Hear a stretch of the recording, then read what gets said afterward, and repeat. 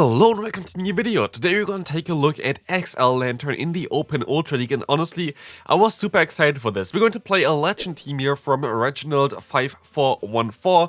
I actually put this video, put the team here also in a top team video before, so I kind of want to try it out already when I saw it before, because I was like, oh, can actually Lanturn do something in the Ultra League? And after playing this, I would say I would really recommend you to build one. Like, honestly, this Pokemon is so underrated and so strong. You're going to see it as well during this video. I think I went 11-4 with this team. And yeah, honestly, this team has some weaknesses as well. Main weakness is mainly ground-type Pokemon that are not Steelix, because Steelix you're still going to have counter with your lead. But for example, a Swampert might be a little bit tricky to deal with, where you can have to stay in with your lead, which we most likely going to see as well. But yeah, let's see here the gameplay. We want to encounter a Charizard here in the basically in this gameplay, which is kind of one of the matchups where Lanturn really can shine. And as I said as well in the beginning of this season, I feel like that for Lanturn and Lanturn only, the Spark change was a huge buff for it, because it just do more damage, which is good for bulky Pokemon that now gain some fast move pressure, while for squishy Pokemon you kind of would like to have some more energy generation. And here, for example, we're easily going to be able to win this first game.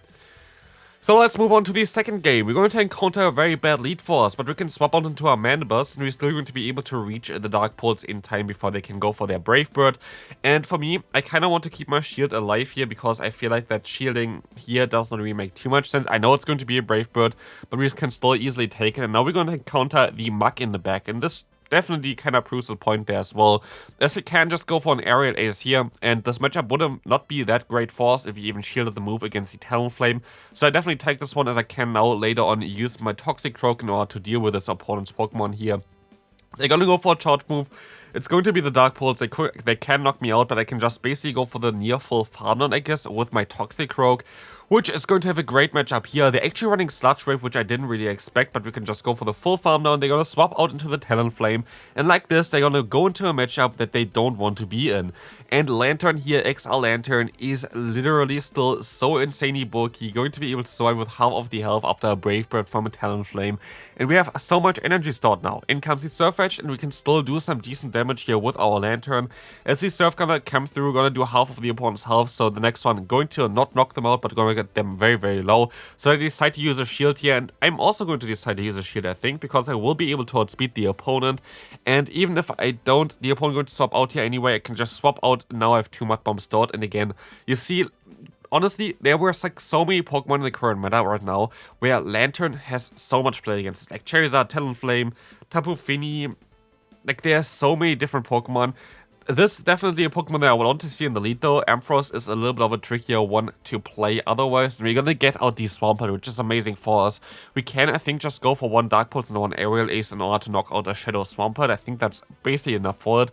But let's take a look at this. We're going to see here the Dark Pulse coming through. Actually, maybe I need a little bit more damage here. I think I still need a little bit more damage than the Aerial Ace, but we have to see.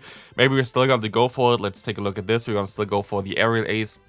It might just barely not knock them out, and it doesn't, but we can still farm them down. I'm fairly certain I can still survive another Hydro Cannon from this range, so I'm going to let this move go through.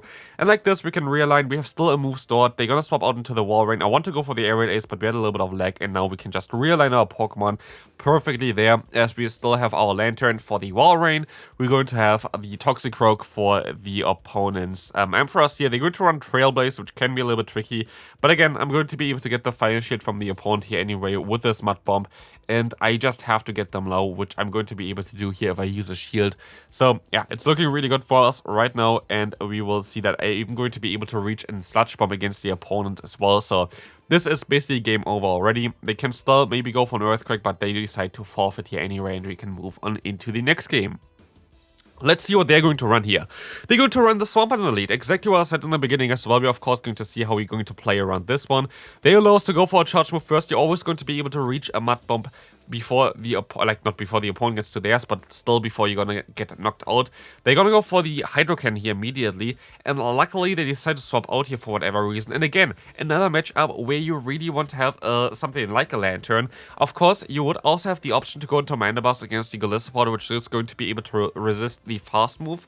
But I feel like Lantern is the better option here, especially with knowing that they're going to have still their Swampert lurking in the back. And Lantern does not really appreciate the Swampert, of course. But here, you see me going for the Surf just to get them a little bit lower so we can go for the full farm down. And we're gonna get out of this matchup now with 2 Surfs stored. I know that the opponent's Swampert has a move stored as well, but I can definitely force either shields or like even a knockout against the opponent's Swampert with my Lantern here because of all the energy that I've stored so far. So it's looking really good for me, and now they decide to swap out into their final Pokemon, which is going to be a Charizard, which I did not really expect to see here, but we're going to get another shield there from the opponent like this. We're going to be able to just go into our Mandibuzz. We can go for our Dark Pulse here. This is going to two-shot the opponent. Can we get to a next Dark Pulse in time as well? We have to see. I'm going to be able to use a shield against the opponent's Blast Burn, and this Dark Pulse is going to get the knockout. And like this game is over, as the Swampert has nowhere to go, and like this we're going to be able to just move on into the next game. Let's see. Horrible lead again. This is a core breaker for this team. I decided to swap out into the Lantern. And honestly, I'm a little bit surprised on how decent this matchup is for Lantern, because you're only going to do resisted damage. But okay, here the opponent decides to swap out, but you're still going to get the opponent low to like, I don't know, like 30 or 40% with your Lantern, which is kind of wild just because you're so bulky. But here we're now going to be able to go up against the opponent's Registeel, allowing us to take a Zap Cannon here, and we don't even get debuffed, which is kind of nice. I can go for a Thunderbolt, and I might be even able to realign my Pokemon if I want to. If I'm going to be able to hit this one, honestly, I should shield this move up. I don't think I do. I didn't do this here, but I think I should have actually shielded this move up, because I would have been able to force realignment, which in this case maybe would have actually won me the game. So here I lost the game because of that, but honestly I feel like this was a winnable one. So next time, actually, I think I would just try to get realignment there if I know already that there's a Giratina in the lead. I think I just misplayed that quite hard. But that's kind of interesting. Again, like a game that might have been different. I think I still would have lost this game, most likely because I would have needed to use an extra shield compared to the opponent, which might be a little bit tricky, because I still only have the Toxicroak to deal with the Tapu Fini at this point of time, but still it's going to be fine. Here we're going to now encounter a very decent lead for us, but honestly, Virizion is way more neutral than I expected against Toxicroak in the one-shield scenario. It's kind of wild. I decided to go for the bait and hope that this is going to be enough, but no, they exactly survive with 1 HP, so that's kind of awkward. So I'm forced to go for another Mud Bomb in time, so I don't have to use another shield. But then you have basically the Warren here in the back, which I'm going to be okay with. I can go for another Mud Bomb and do some decent chip damage against them, allowing me to swap out into my Lantern. And Lantern can use a shield here on the potential Earthquake, which would do a lot of damage. They swap out into the Sandslash of them. Of course, this is kind of a core breaker for us, as Sandslash has access to Drill Run, which is going to be super effective for Lantern, as well as Ice Punch for the Mandibuzz. But they have a resisted fast move for the Mandibuzz as well, so Mandibuzz is going to do some decent damage here already with just Dark Pulse alone. And I make a little bit of a mistake here, as you're going to see here right now. I decided to go for an extra fast move, and I did not expect that I would get already 2 nice punches. This is going to be a little bit tricky, but no, I'm actually going to be able to survive with exactly 1 HP with my Mandibuzz, which is absolutely massive, as I can now go for a charge move here. The opponent goes into the wall rain. This catch does not really matter too much, as I can just farm them all the way down afterwards anyway. They don't get to an Earthquake, and so the opponent decides to forfeit. Let's take a look at the next opponent. We're going to encounter a Nidoqueen in the lead. This is going to be a fairly decent lead for us. We can go for the Mud Bomb, which is super effective, and we outspeed them to their moves. But if they even go for Poison Fang, I think they win in the 2-shield scenario against me, just because they do more damage with Poison Jab against me, and they're just a little bit bulkier than I am. But I'm able to catch an Earth Power here, which is amazing for me, because Mandibuzz now gave me such a huge advantage. Completely avoiding 60 energy from the opponent is amazing, as I can just go for now a charge move against them as well. It's going to be the Dark Pulse coming through, doing some decent amount of damage, and I can go for even another Aerial Ace, which is going to get the knockout there. I thought that my opponent is going to use another shield here in order to try to realign and be like 2 shields down, at least get switch advantage, but no, the opponent gives me switch as well as shield advantage, which is amazing, especially seeing the other Pokemon coming in here right now being a Pelipper, which we can completely hardwire with our Lantern. And as you can see, they're going to have an Excadrill in the back. There's nothing the opponent can do here. Like, honestly, there's nothing they can do, because we have literally perfect alignment at this point of time. The lead was kind of neutral. They would have won this most likely in the 2-shield scenario with like Poison Fang, but here we were just able to literally obliterate the opponent with our Lantern. And again, like, Lantern was not bad in a single game so far. Moving on, let's take a look at the next opponent. We're going to encounter the Tentacool in the lead. This is going to be a very decent lead for our Like, it's not really a very decent lead for Toxic Rogue, to be fair, but they're going to have a Swampert now in the back, which we can align our Pokemon against, and I'm going to stay in for a little bit, which maybe was a little bit of a mistake, I have to admit there, as I get the energy again, which might be cool for Tentacruel later on, but we don't really put them into range for anything here. We have to go for 2 Aerial Aces in order to knock them out. 1 Dark Pulse is not enough for sure, and I definitely have to go for 2 Charge Moves here, which is a little bit annoying, because the opponent still should be able to go for another charge move here.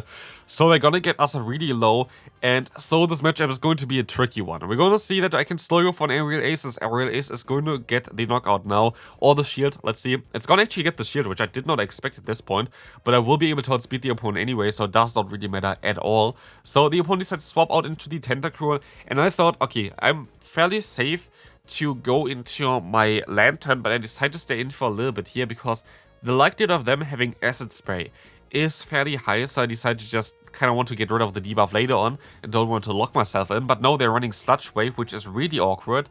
Now I decide to catch another Sludge Wave, which is actually turning out to be a Scald, which is even worse for me.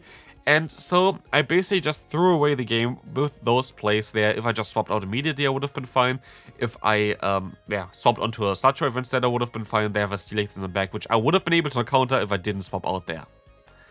So again, the 2 losses that we saw so far were actually on my end, like literally were games that I could have won, but I didn't, so yeah, it's kind of awkward for me to see, or like, I think it was like already 3 losses there at this one.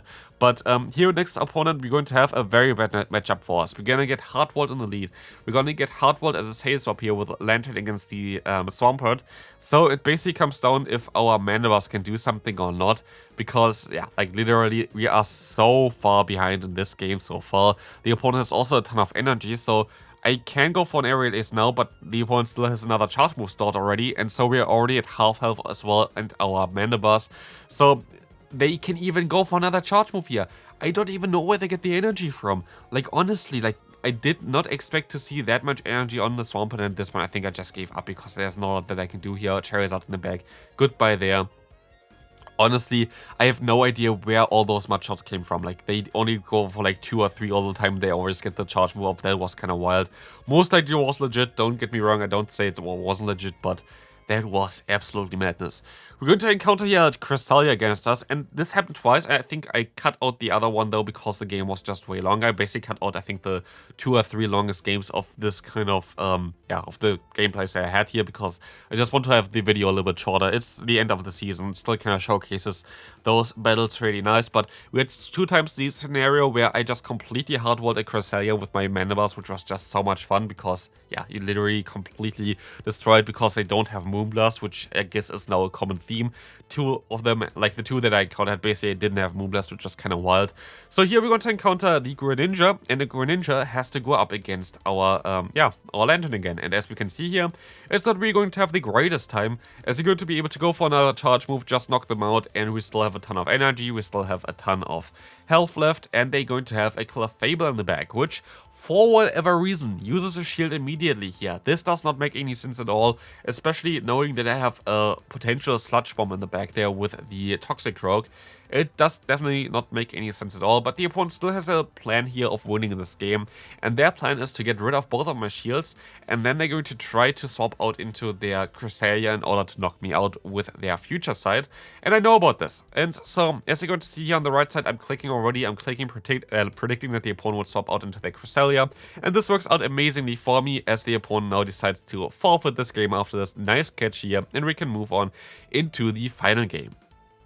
We have a great lead here. We're going to have the Steelix in the lead, and we're going to get out the Cresselia. Never mind, maybe this was actually the game that I also was talking about. I thought it was like one of the longer games, but I guess this might be the one without Moonblast. Yeah, again, they don't have Moonblast here, so that's kind of funny. So again, we're going to have a great matchup here for our Mandibars, because we're going to be able to just go for 2 Dark Pulses and put the opponent into a range where I should be able to farm them all the way down as well, because we see here already they're at half health after just 1 Dark Pulse and a few fast moves, and so I should be able to just go for the full farm down with Snarl if I want to, but I still decided to go for another charge move because I don't want to have the same scenario as the game before where the opponent was able to swap out still with their Cresselia.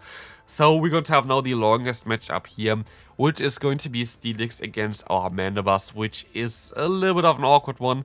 We're going to have to stay in here for sure, but it's going to be a little bit of a trickier one as well, because the opponent can theoretically just farm me down eventually, because I don't really do too much damage. I don't want to swap out because I don't want to have my Lantern aligned against the opponent here, or like against the Steelix here, because it's a ground type. But as I can see, the attack is dropping always further and further, so it's going to be a little bit of a trickier one. And now they can go for the full farm now, because I see my Dark Pulse is basically doing 0 damage.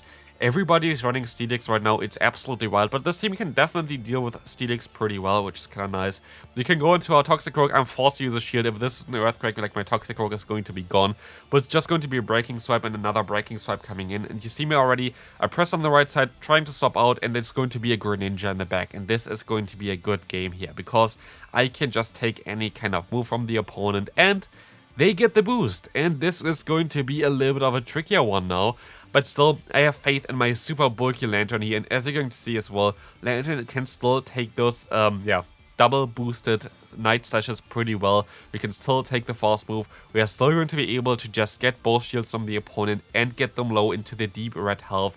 And I can even use a shield here if I want to, but I didn't, as I can now just go for one counter, knock them out, and win this game. So this is going to be it for this video. Hope you enjoyed it. If you did, feel free to leave a like, and I'll see you then. Bye bye.